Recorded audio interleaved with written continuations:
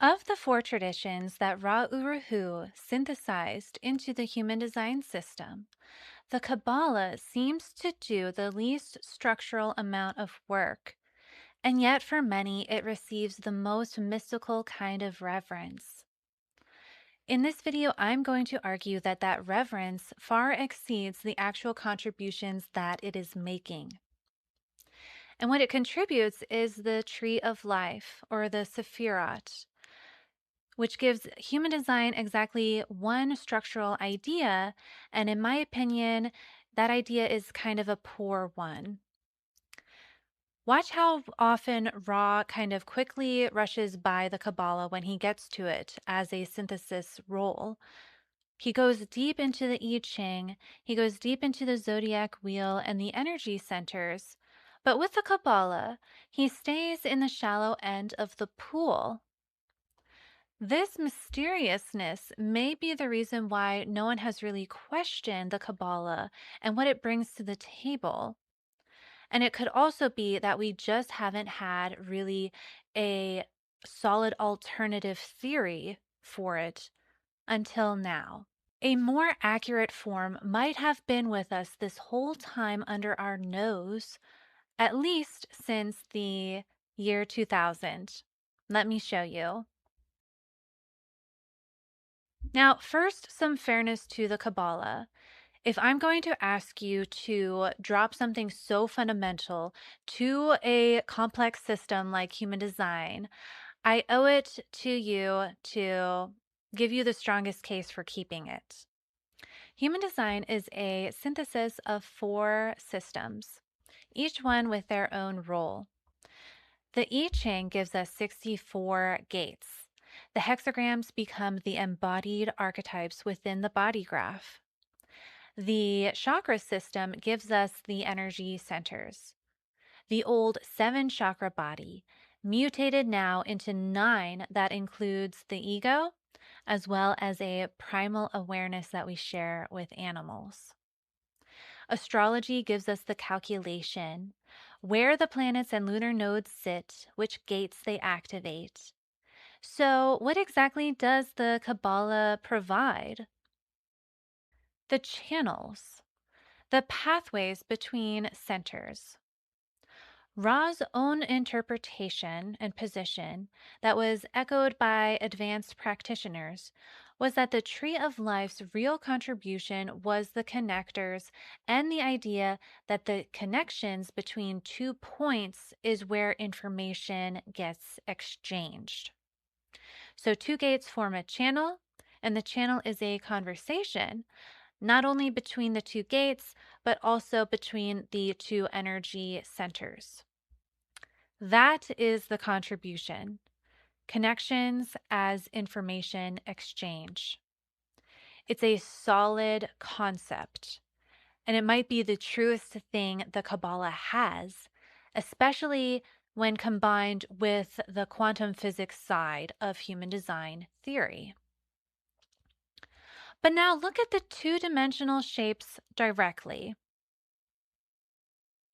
The numbers and the geometry here don't add up. They never agreed. The centers were already coming from the chakras, yet the connecting logic gets credited to a diagram here that never quite did the mapping that it was claiming to do. And further, Ra barely used it.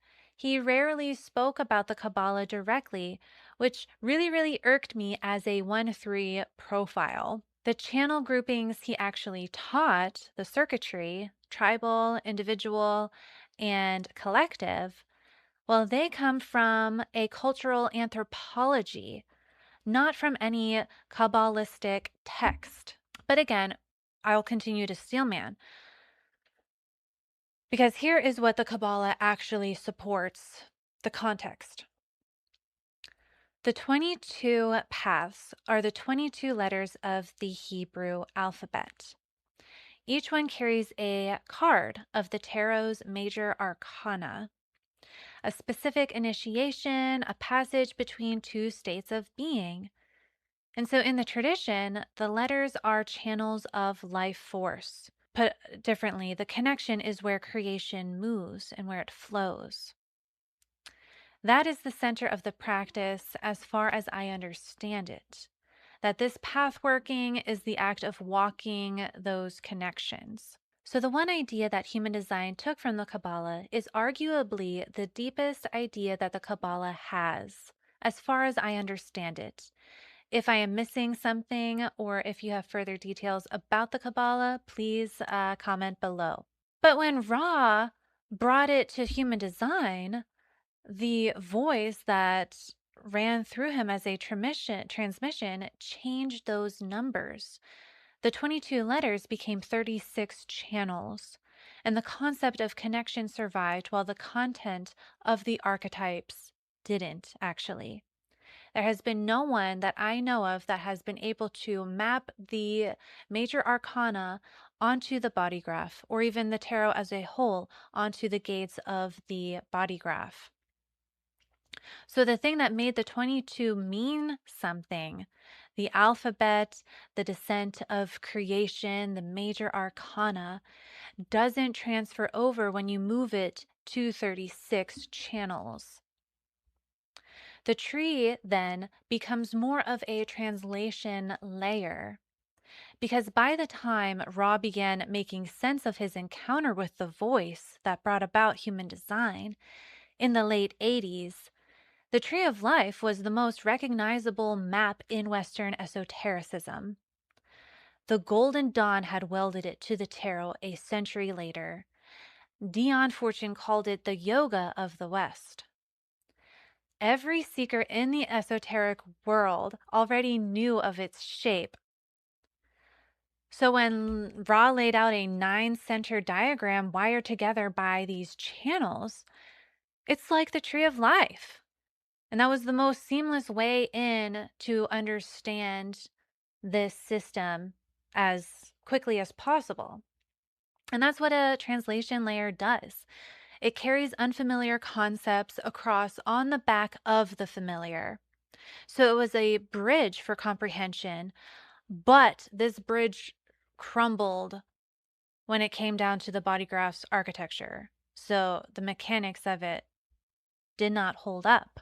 So we'll keep the one good idea, the connection as information exchange, and throw out this misfit diagram. What kind of diagram can replace the great and powerful Sphirot? I think something that provides structural reasons for two things. One, why connection carries information.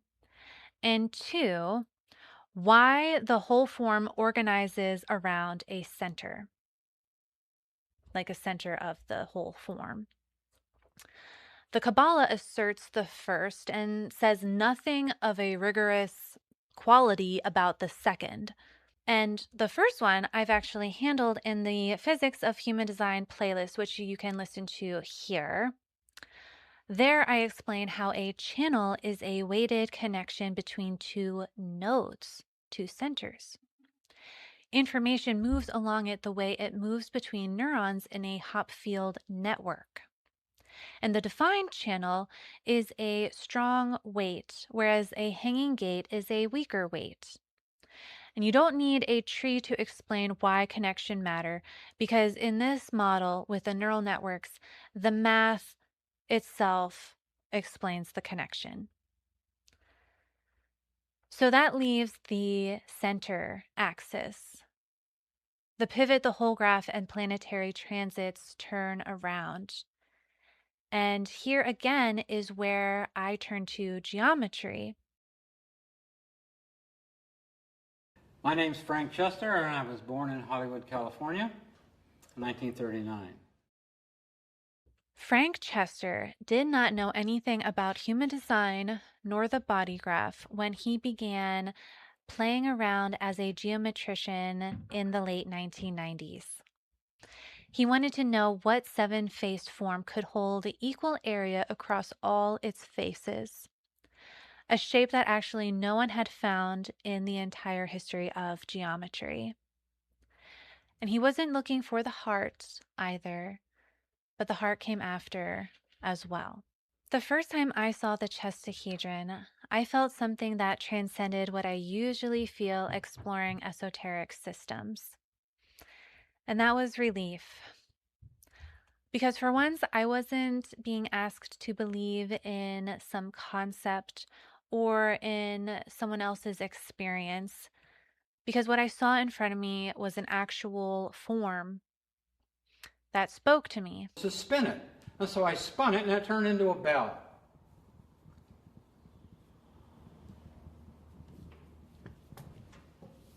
I won't tell you that the 7 faces of the Chestahedron map onto the 9 centers, because they don't. If I made that claim, I'd be doing the thing I just criticized. The Chestahedron, though, gives the body graph something I think more exact than this map. It gives a physical reason for the center, rooted in the form of the actual organ that sits at the center of the chest. The heart sits at an angle in the chest. The earth sits at an angle on its orbit. And the Chestahedron settles inside a cube at 36 degrees.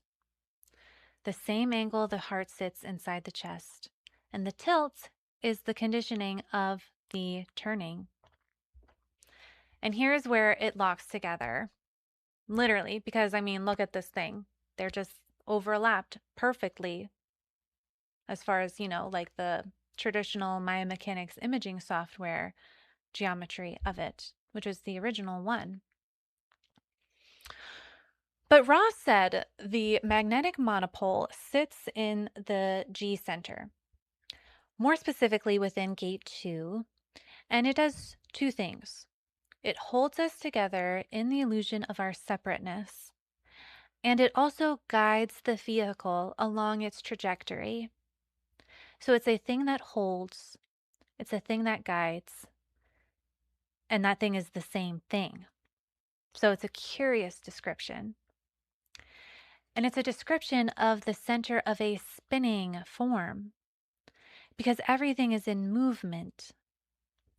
The pivot point and the one place that stays still while everything turns around it. The G center stops being a flat, two-dimensional square on a chart and becomes the geometric heart of the structure, a cube within a sphere, within a cube, within a sphere. While the axis the monopole occupies, the point the whole body graph organizes itself around. Now, the tree of the spherot, the tree of life, does have a middle pillar, a column that does balance the 2 sides.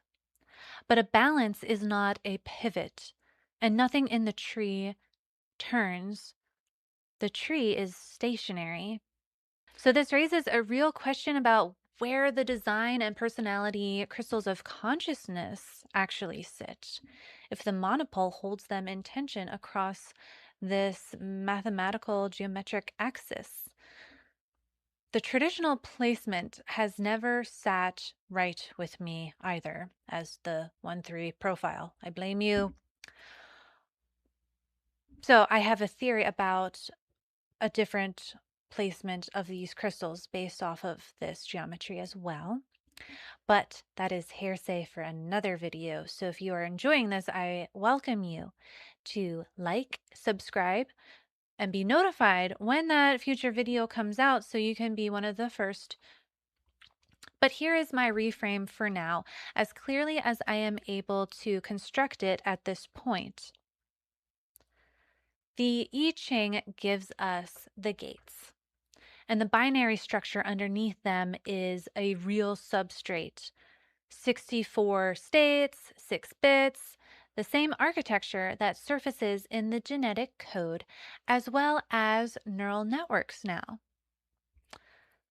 The chakra system gives us these centers, and astrology again gives us these calculations.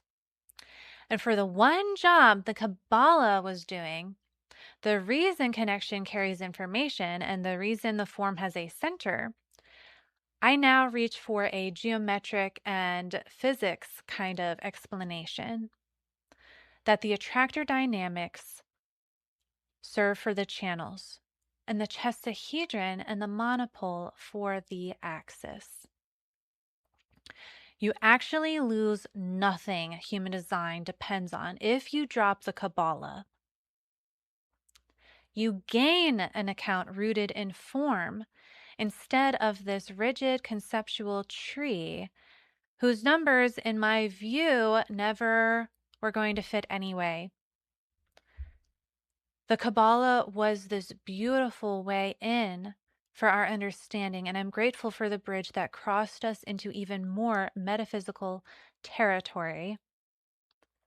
But a bridge can come down once you're standing on the other side. And the other side is the geometry of the Chestahedron form, discovered in the year 2000, the first of its kind in the history of the subject. The body graph always struck me as less of a tree and more of a compass. And a compass has an axis, an orientation, a still point, and a direction. It holds while it guides. I would stop using the tree to explain the structure that it doesn't quite match and let the form do the rest.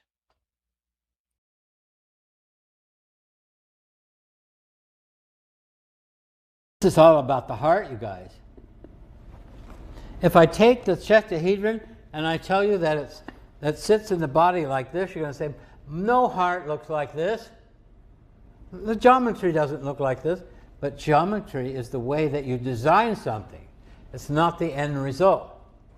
Between the idea and a result of a manifestation in our world, there's a design.